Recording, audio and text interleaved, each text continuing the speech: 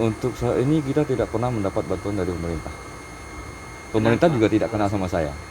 Atau semua petani hidroponik yang ada di Pontianak tidak ada bantuan apa-apa. Itu kenapa alasannya? Saya juga kurang tahu ya kalau untuk kebijakan dari ditanya? tidak pernah ditanya dan tidak pernah tahu keadaan kita. Tahu-taunya kalau misalnya kita di supermarket kita dilarang untuk jualan.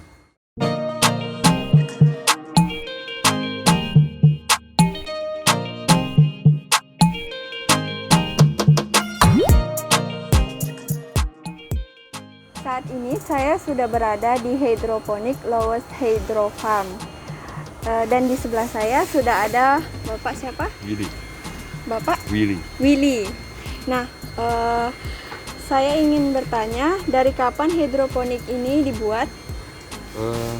Untuk Lowest Hydro Farm kita mulai berdiri tahun 2018. Itu depannya di bulan November. Kita mulai sampai hari ini lah ya, sekitar 2 tahun, hampir 2 tahun lah gitu. Nah, untuk ide awalnya itu dari mana? Ide awalnya karena kita nggak ada kerjaan, karena teman-teman juga pada ada main di hidroponik juga, kita main di tempat teman, terus basic saya sendiri juga dari petani profesional jadinya. Jadi untuk perubahan dari konvensional ke hidroponik lebih gampang gitu bagi saya. Di Hydroponic Lowest Hydro Farm ini ada berapa banyak lubang tanam? Untuk saat ini di Lowest Hydro Farm ada sekitar 10 ribuan lubang tanam yang kita tanam sekarang. Jadi untuk sebagian ada di rumah saya di Batu Layang. Itu sekitar 3 ribuan lubang. Kalau untuk di sini yang untuk kecamatan Kecamatan Selatan Tengah ini ada sekitar 7 ribuan lubang. Kalau untuk panennya itu butuh berapa bulan? Panen kita standar paling cepat 20 hari dari hari tanam itu. Jadi kita semai itu sekitar 5 hari, terus kita tanam itu 20 hari udah boleh siap panen gitu. Kalau untuk pemasarannya itu kemana aja? Untuk saat ini kita pemasaran di hampir semua supermarket yang ada di Pontianak. Salah satunya kayak Kaisar, Harum Manis, Freshmart. Freshmart itu kan ada beberapa cabang di Pontianak kan, jadi semua cabang kita masuk di situ. Kalau untuk yang proses pelaksanaan hidroponiknya itu bersama kawan-kawan ada berapa orang? Saya untuk saat ini untuk di Lowest sih sendiri, cuma kita ada beberapa mitra juga, teman yang gabung di situ. Ya cuma ada beberapa orang sih gitu yang masih bisa kerja sama kita gitu. Kalau untuk memasarkannya ada trik-trik? Pemasaran yang penting kita jaga kualitas aja. Kalau kualitas bagus, siapa yang nggak mau beli? Kualitas seperti apa menurut? Kualitas seperti tekstur dari sayurnya, kondisi sayurnya, kebersihannya juga yang kita jaga. Itu aja sih yang penting. Kualitas dari tampilan. Yang penting kita perlu adalah interface dari tampilan sayur kita. Gitu. Memilih di tengah pandemi COVID ini, ekonomi begitu melemah. Apa upaya dari Willy untuk bisa bertahan untuk hingga saat ini dengan hidroponik ini? Sebenarnya untuk kondisi pandemi sekarang membawa berkah sebenarnya membawa berkah. Yang seperti tidak apa? Permintaan meningkat sekarang. Permintaan meningkat, tapi kita sendiri yang tidak sanggup untuk support. Karena dari jumlah lubang tanam itu yang kita nggak cukup. Karena permintaan banyak, mitra-mitra kita juga nggak cukup untuk support gitu loh. Dalam sekali panen berapa omset yang didapat? Per bulan ya? Ya, kira-kira itu Kira-kira sekitar 20-an lah. 20-an. Kalau minta semua produksi, hasil akhirnya per bulan bisa 20-an. Dengan kondisi lubang tanam saya 10 ribuan. Apakah ada permintaan dari luar kota dalam hal ini di Kalimantan Barat? Untuk saat ini masih di dalam kota aja. Belum berani kita ke luar kota. Dan sedangkan untuk pemasaran online aja kita masih belum berani banyak. Hanya kita fokus ke pasar yang ada aja masih nggak cukup gitu. Apa kendala yang dihadapi saat ini di tengah seperti pandemi seperti ini? Kendala sih nggak ada kayaknya ya kita. Untuk hortikultura kayaknya nggak ada masalah deh kita di sini. Untuk saat ini yang masih bertahan di bidang hortikultura cuman hidroponik kayaknya. Kalau untuk konvensional ya kita tahu sendiri dengan kondisi pemakaian pestisidanya yang ada, jadi orang banyak beralih ke hidroponik gitu jadinya. Terus bagaimana kalau bentuk perhatian apa yang diberikan oleh pemerintah setempat, yang dimana tadi begitu banyak permintaan dari pembeli, terus apa konkretnya pemerintah peduli terhadap petani-petani seperti Om Willy seperti ini? Untuk saat ini kita tidak pernah mendapat bantuan dari pemerintah. Pemerintah juga tidak kenal sama saya. Atau semua petani hidroponik yang ada di Pontianak tidak ada bantuan apa-apa. Itu kenapa alasannya? Saya juga kurang tahu ya kalau untuk kebijakan dari tidak pernah ditanya dan tidak pernah tahu keadaan kita. Tahu-taunya kalau misalnya kita di supermarket kita dilarang untuk jualan. Kenapa? Alasannya kenapa? Alasannya tidak ada izin. Izin apa yang dimaksud? Izin saya kurang tahu izinnya apa. Yang dia minta ini tidak ada nomor registrasi, nggak boleh jualan. Tapi masalahnya apa? Dia nggak kasih tahu. Terus kita bandingkan dengan sayur konvensional. Kalau misalnya kita diminta petani hidroponik untuk diminta nomor registrasi, kenapa petani konvensional tidak diminta nomor registrasi juga?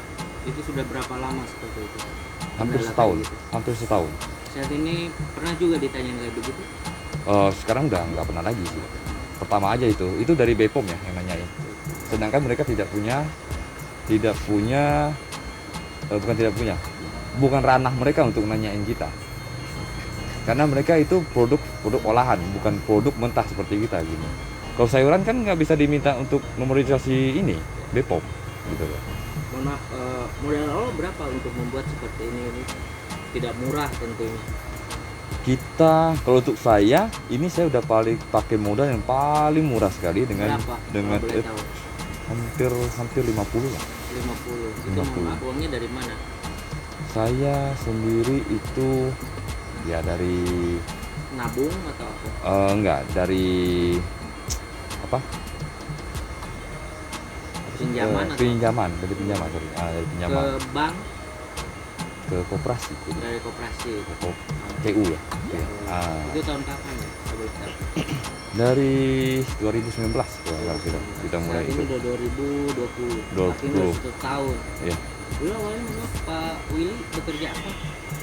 Saya dulu taksi online juga saya. Waktu baru-baru. Berubah menjadi Karena taksi online udah terlalu banyak drivernya dan sistemnya udah nggak asik lagi. Jadi kita cari satu usaha yang bisa bertahan selamanya.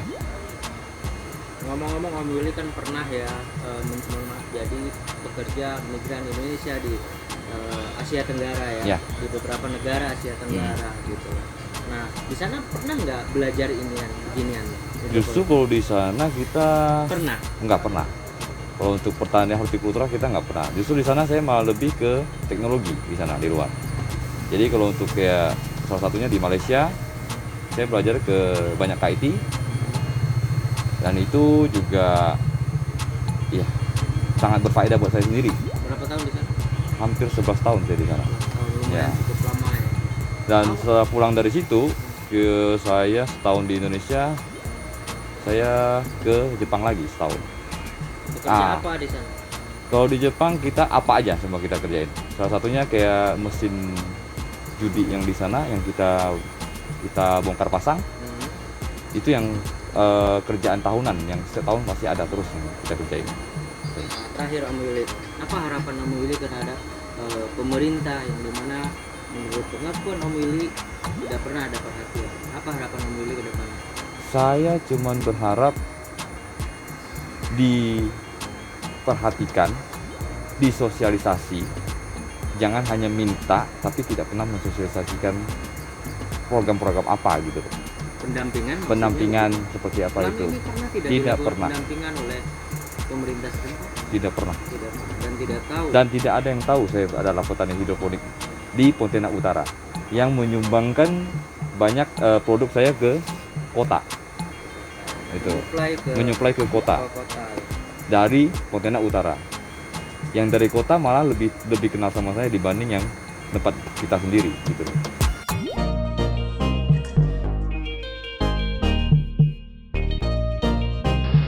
Assalamualaikum warahmatullahi wabarakatuh. Nama saya Sang Budi, bagian dari Kontura Urban Farming. Jadi memang Kontura Urban Farming ini terbentuk dari kegiatan-kegiatan usaha personal yang kemudian mengkelompok di sektor hortikultura dengan cara tanam hidroponik. Kontura Urban Farming ini kemudian ada beberapa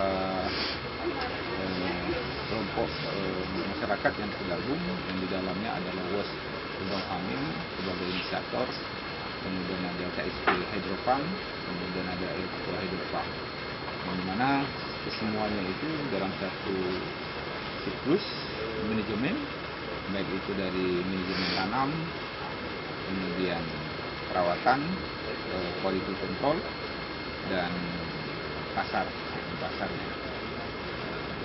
Di saat pandemi seperti saat ini, kemudian ini lebih menarik, lebih kuat gerakan yang kita bangun, karena memang secara kelompok ini lebih mengasihkan. Kita bisa sharing-sharing di situ untuk mencari, mendiskusikan titik lemah dan perencanaan ke depan seperti apa.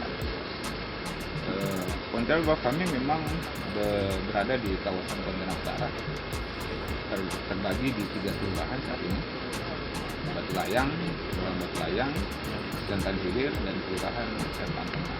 Berapa jumlah total anggota? Total anggota saat ini di masing-masing Lowes Hydrofarm ada 2 orang, kemudian ada Eco Hydrofarm ada 2 orang, KSP Hydrofarm ada 4 orang. Jadi total ada 8 orang.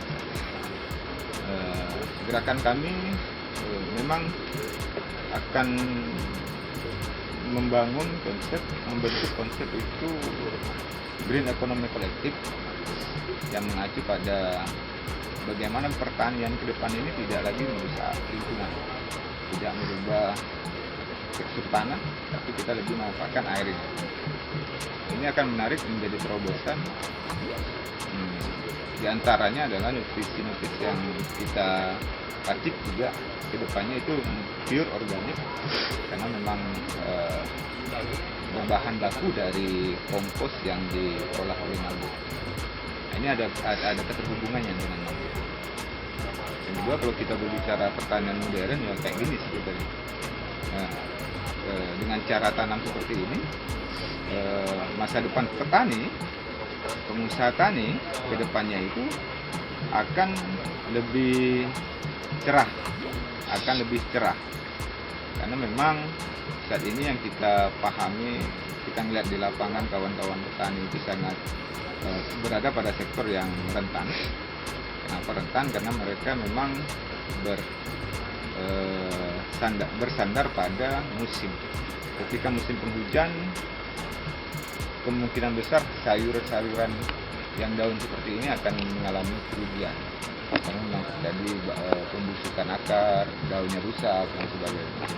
Nah, dengan cara tanam hidroponik dengan semi greenhouse seperti ini lebih aman. Jadi bisa dikatakan pertanian organik, semi organik dan organik kedepannya ini dengan pola tanam hidroponik itu pertanian tanpa kenal musim.